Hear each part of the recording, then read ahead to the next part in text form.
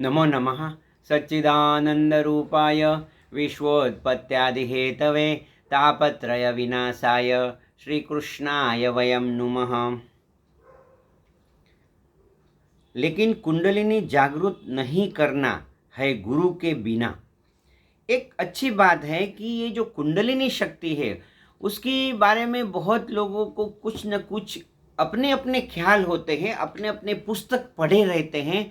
और जैसे यूट्यूब माता है उससे बहुत लोग अच्छी अच्छी बातें करते रहते हैं। तो मैं अभी आपको कुंडलिनी शक्ति के बारे में अपने ऋषि मुनियों थे उन्होंने क्या बताया वो मैं बताता हूँ। तो पहले ऐसे हो सके तो मेरे साथ आप बोलिए कि भक्ति की परिभाषा में उसे माँ भगवती बोलते हैं।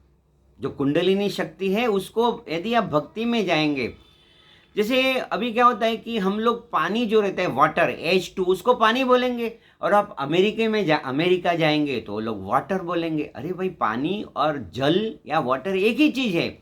तो कुंडलिनी का जो कॉमन शब्द है वो मैं आपसे बताता हूँ। यदि आप भक्ति में प्रगति कर रहे हैं तो क्या है मालूम है कि माता रानी जैसे जयो जयो माँ जगदम्बे, वो जो माता जी की आप उपासना करते हैं उसी को कुंडलिनी शक्ति बोलते हैं। वो भक्ति की परिभाषा में यदि उसके साथ कोई प्रभु को जोड़ दे, यदि कृष्ण परमात्मा को जोड़ दे, तो जैसे कृष्ण है तो राधा रानी है, वो माँ भगवती है और वो कुंडलिनी शक्ति है। यदि आप राम भगवान को मानते हैं तो जो सीता माता है वो कुंडलिनी शक्ति है।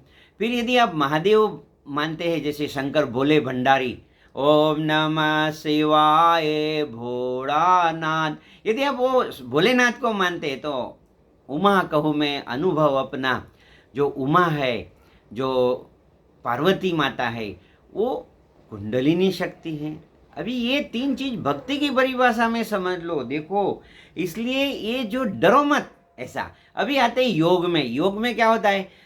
यम, नियम, आसन, प्राणायाम, प्रत्याहार, धारणा, ध्यान और समाधि। तो ये ध्यान में लोग बताते हैं जो षड चक्र है, मूलाधार स्वाधिष्ठानम मणिपूरकमेव च अनाहतम विशुद्धाज्ञम षड चक्र विमुच्यते। ये चक्र का भेदन करते करते, अरे भाई, ये जो मूलाधार है, स्वाधिष्ठान और मणिपुर देह भाव है, उसे आपको ऊपर उठना है। यम, नियम, आसन। जब आप मणिपुर तक आ जाएंगे आपका आसन सिद्ध हो जाएगा, फिर धीरे धीरे अनाहत में आ जाइए। तो शारीरिक शरीर देह भाव से मुक्त हो जाना है आपको। तो अभी आपको मालूम पड़ा कि जो योग करते हैं वही कुंडलिनी कुंडलिनी करते हैं, और फिर डरते हैं और डराते हैं। ऐसा समझो, डरो मत। आपके भीतर जो शक्ति है ना उसको कुंडलिनी शक्ति बोलते हैं। फिर हम आगे चलते हैं। यदि आप वेदांत का श्रवण करते हैं तो वेदांत में क्या होता है कि जीव, जगत और ईश्वर। देखो, जीव का मतलब है आप, फिर जगत का मतलब है आपके आसपास के जो भी आप दिखते हैं, प्रादुर्भूत जो है, ऐसा प्रगटीकरण है उस परमात्मा का, उसको जगत बोलते हैं। और एक ईश्वर है ऐसा। तो जीव जो ये तीनों चीज है वो ब्रह्म का स्वरूप है। उसमें जब ईश्वर आता है तो ब्रह्म रहता है, और उससे ऐसे बोलेंगे ईश्वर। तो वो माया का जो, माया की वो वेदांत की भाषा है, थोड़ा समझना ऐसा। तो माया की जो उपाधि वाला है, जैसे एक आदमी है, बोलते हैं कौन हो भाई, तो जैसे बताया कि मेरे एक अच्छे अच्छे वो बुजुर्ग है, ऐसे वो मैं उनको वंदन भी करता हूँ। तो वसंत भाई करके हैं, ऐसा, वो डॉक्टर है। तो मैं बोलता हूँ, वो बोलते हैं कि मैं डॉक्टर हूँ। तो वसंत भाई हैं, वो डॉक्टर की उपाधि वाले हैं, ऐसा समझ लो। तो ऐसे ही ईश्वर है, तो वो माया की जब उपाधि धारण करता है, वो पर ब्रह्म जब माया की उपाधि को धारण करते हैं उसको ईश्वर बोलते हैं। तो माया क्या है और कौन से गुण? तो त्रिगुणात्मिका, जो तीन गुणों वाली जो चीज है उसको माया बोलते हैं, सत्व, रजस, तमस। तो अभी देखो, वो कुंडलिनी के बारे में हम समझते हैं कि भक्ति की मेरे साथ बोल सकते तो बोलिए, उस कुंडलिनी को भक्ति की परिभाषा में माँ भगवती बोलते हैं, योग की परिभाषा में कुंडलिनी शक्ति बोलते हैं, और वेदांत में उसे माया बोलते हैं, ईश्वर की पराशक्ति बोलते हैं। अरे भाई, तीनों एक है। अभी हम आगे चलते बोलते हैं लेकिन कुंडलिनी जागृत नहीं करना है गुरु के बिना। अरे आप कौन हो भाई? आप तो परम परमात्मा है, अहम ब्रह्मास्मि।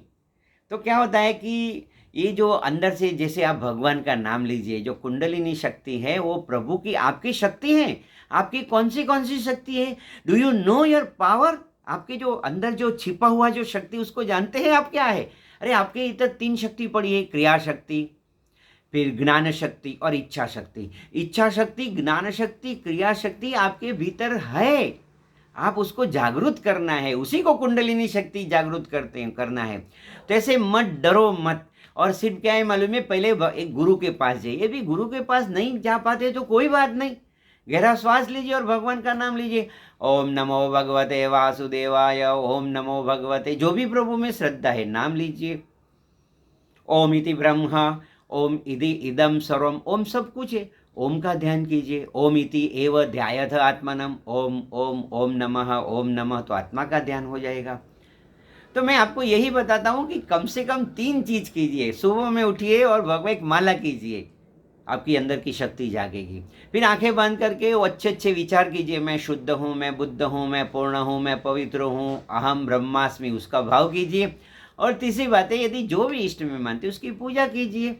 रत्ने कल्पित शिव मानस पूजा का जैसे आप सुन लेना, तो बताते हैं कि भाई आप कौन हैं। तो बस अपने स्वरूप को पहचानो, आप कौन हो। आध्यात्मिकता में यदि आप मेरी चैनल देख रहे हो और आप चाहते कि मुझे उससे ज्ञान मिले, और तो मैं एक ही ज्ञान देना चाहता हूँ, आपके स्वरूप को आप पहचानो। आप ये जो सुन रहे हैं ना, वो सुनने वाले नहीं है, जिसकी शक्ति से आप सुन रहे हैं वो शक्ति स्वरूप आप परमात्मा है। अहम इदम शरीरम नास्ति अहम ब्रह्मास्मि। तो ये जो प्रश्न था, तो कुंडलिनी शक्ति जागृत करनी है और भगवान का नाम लीजिए। देखो अपने ज्ञानेश्वर भगवान ने क्या बताया, समाधि साधन संजीवन नाम। वो मराठी में हरि मुखे मणा ऐसा रहता है, हरि मुखे मणा, हरि मुखे पुण्याची गणना कौन करिए। भगवान का नाम लीजिए। पतंजलि मुनि बताए समाधि सिद्धि, तो सब कुछ छोड़ दीजिए। देखो मैं आपसे एक काम कीजिए, आप क्या रोज खाना तो खाते हैं? तो बोलते हाँ गुरुजी खाना तो हम खाते हैं। तो मैं यही बताता हूँ, क्या आप रोज आधे घंटे या पौने घंटे या 1 घंटे, बहुत ज़्यादा हो जाएगा, अरे 15 मिनट क्या भगवान का नाम बैठ के लेते हैं? तो भगवान का नाम लेते हैं। फिर दूसरा है, क्या आप आंखें बंद करके ध्यान करते हैं, अच्छे विचार करते हैं? बोलते गुरुजी ऐसा नहीं, भगवान का नाम लेके निकल जाते हैं। नहीं नहीं, ऐसा मत करो। आप 3 चीज को सीख लो, शब्द, विचार और मानस पूजा। शब्द, विचार और चित्र। चित्र जब मैं समझता हूँ तो आपको एक समझना है कि brain understand the language of pictures. चलो बहुत बहुत ऐसे समझ लो, आपसे ज्ञान दे दिया। और आपका शुभ हो, आपका कल्याण हो, आपका मंगल हो। May God bless you. ओम नमः, ओम नमः, ओम नमः।